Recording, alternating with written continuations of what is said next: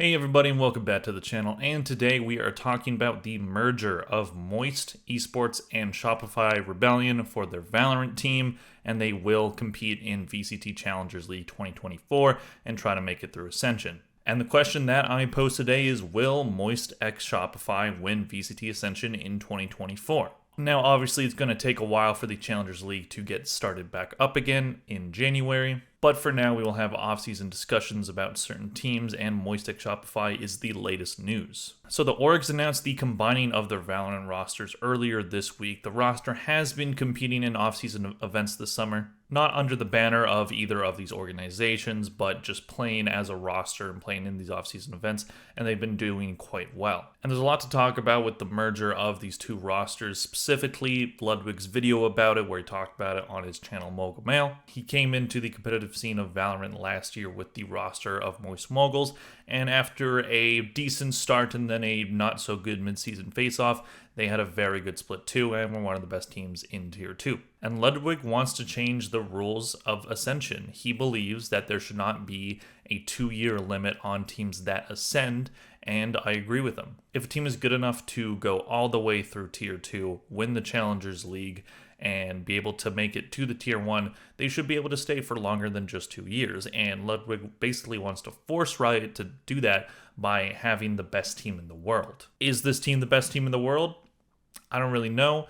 It's kind of up in the air at this point, but the roster that they put together is pretty nasty. And in that video, Ludwig also talked about wanting Tier 1 to have relegation. He believes it's unfair for, Tier 2 to go through this just gauntlet, and also having relegation rules within the Challengers League. And then they get to Tier 1, and then they're there for 2 years, and then they eventually get depromoted again, and then back in Tier 2, while all the partner teams, all 10 teams that came into the franchise league at the same time, they just get to be as bad as they want and still be able to have their comfortable roster spot. Now, I understand the unfairness there, and I do agree with Ludwig that it's definitely not perfect, and Tier 1 maybe should have relegation.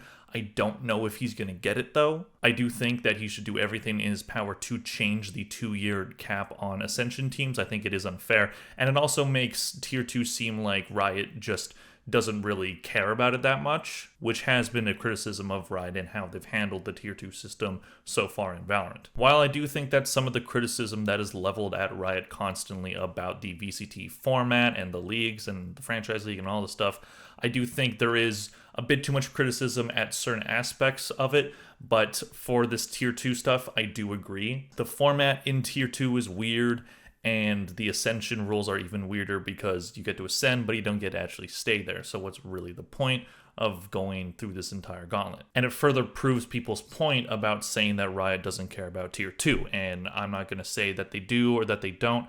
They obviously have these Challengers League, and that's the format that they have, and they're obviously not putting as much time and effort into it as they are Tier 1, and I understand that. But at the same time, for Valorant to have a bright future, you need the Tier 2 scene to be healthy. If you have a bad Tier 2 scene where people don't actually want to compete in it because it's such a just not very good format and just not beneficial to the players or the teams, then eventually people are just going to start switching. CS2 is right around the corner, releasing very soon, so you don't want that talent pool to dry up and to go somewhere else. Eventually you'll run out of talent, and then the competitiveness of Tier 1 Valorant will just get worse. So far that has not happened yet, but it can happen. So for Tier 2 teams to go through Ascension, to win the whole thing, then get into Tier 1, it just feels like, oh, you can play with us, you can play with the big boys, but you don't get to actually hang out with us.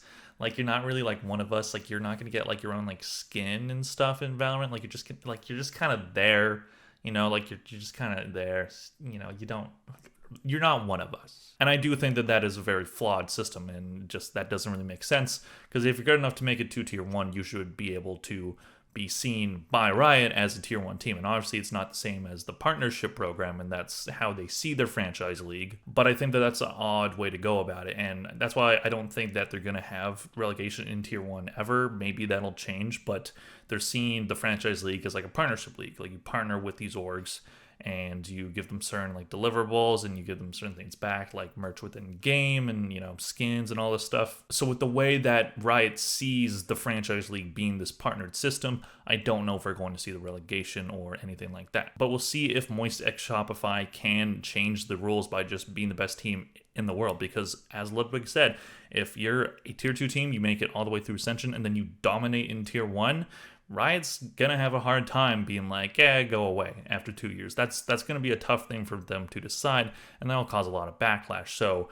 that would be a really good way to force Riot's hand, and I think it's very bold of Ludwig to first off have that vision and to also say it publicly. So we'll see how that goes, and we'll see how Riot responds to it if that is what happens, and I wish him all the best in that. Anyways, getting back to more info about the orgs and the players, I do think that this is beneficial for both orgs. I think Shopify, they get a better roster. They get a much better roster. They had a decent roster that struggled throughout the season in Challengers, but had a decent end to it. Whereas Moist have been burning money left and right, so they've needed more money if they want to continue having this Valorant team, which was a very, very good team. They're not a very rich org. They're run by 2 creators who do have a lot of money, admittedly, but as they state publicly, they burn money constantly, and that's a reality for even the big orgs. But Shopify Rebellion, they have a lot of money because they're backed by Shopify, who I believe are worth about $80 billion US. That's a lot of money. So unless Shopify changes their mind on wanting an esports presence at all, they're probably safe to keep having a consistent stream of money coming in to be able to run things. Whereas Moist, they don't have that. So it makes a lot of sense for them for their Valorant team, which is bar none their most expensive team and their most expensive group of players. Makes sense for Shopify to hop in and to help them out with that. Now we're going to look at the 2023 records of both of these teams, starting with Shopify. Their 2023 record, Split 1, they were 1-4. They did not qualify for the midseason face-off. It was a very rough start to the season for them, but Split 2, things did improve. They went 3-2, but then they were out in lower round 1 of playoffs, so it was a pretty quick out during the playoffs after a relatively good season. Moist Moguls, much different story. Split 1, they had a decent record of 3-2. They didn't qualify for the midseason faceoff, but then they were out in lower round 2 in the midseason faceoff. So it looked like that Ludwig, he had made a decent decision by coming into Valorant, but this team isn't really like super dominant, but they're pretty good.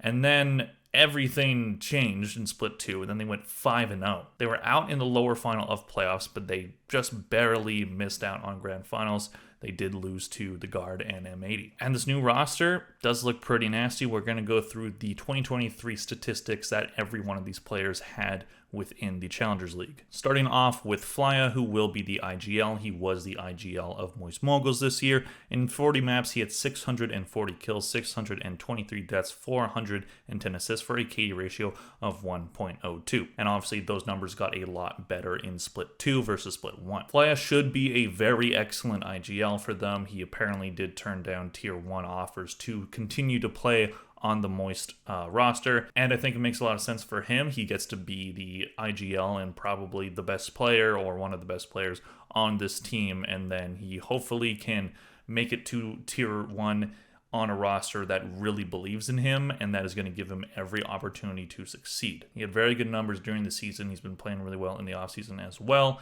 and he should be a very, very important part of this team. Looking at Thief, who was also on Moist Moguls, in 40 maps, he had 600 kills, 597 deaths, 347 assists for a KD ratio of exactly 1. Thief was a solid player for Moist Moguls last year. We'll see what role he plays on this new combined roster. He plays Raze, he plays a bit of Omen, and as well as Astra, so he can play smokes, he can also play flex. I could see him being their flex player. We'll see how it all shakes out. Looking at VC1, who was a part of the Shopify roster from last year, in 30 maps, he had 442 kills, 455 deaths, 251 assists for a KD ratio of 0.97. Decent numbers there, but his team did struggle early on and did get better later in the season, so those numbers might be a bit skewed. A lot of options for VC1 in terms of what role he'll play. He can play smokes and he can play initiator, but most likely he'll be playing smokes. I don't exactly know what the roles are going to be yet. We'll see how everything shakes up once the season starts. Either way, V1C is effective and he should be very good for them. Next up, Mata, who was also on the Shopify Rebellion roster. Most likely he will be playing Jet. He does play Jet and Raze. In 30 maps, he had 420 kills, 479 deaths, 220 assists for a KD ratio of 0.87. So not fantastic numbers from a duelist perspective, and I think that's definitely one area that this team might look a little weak on. I'll get to a bit more about that later. But looking at Brock, who was on the Moist Moguls roster last year in 40 maps, he had 587 kills, 582 deaths, 392 assists for a KD ratio of 1. All three of the players that were on the Moguls last year have pretty good numbers. Each KD ratio is above 1 or at 1. They had a very good second split, and they looked like one of the best teams in Tier 2. Unfortunately, they did not get to the Ascension tournament, but I wasn't really expecting them to overcome M80 or the Guard.